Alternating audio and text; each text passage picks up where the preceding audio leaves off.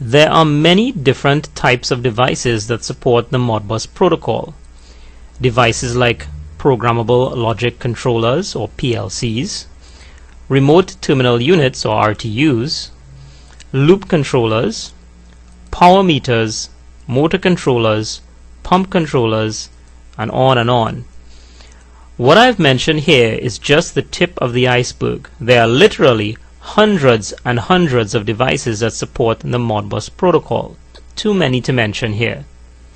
Now, even though all of these various devices vary in their design and purpose, all of them must have the following three components, minimum three components to support the Modbus protocol. 1. A CPU, or sometimes called a microprocessor. 2. Memory. 3. A communication interface. Now we will be looking at the communication interface component very closely when we look at RS485 later on. We will be specifically looking at RS485 as the communication interface.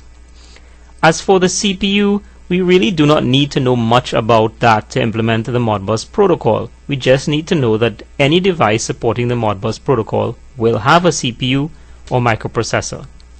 However, understanding the memory of a Modbus compliant device is extremely essential to create a Modbus RS485 network, because sometimes the memory map, or what we call the memory map, per device is different. So we need to concentrate on that. We need to understand that per device. So what we're going to take a thorough look at in the next few lectures is device memory and how it relates to the support of the Modbus protocol by a device.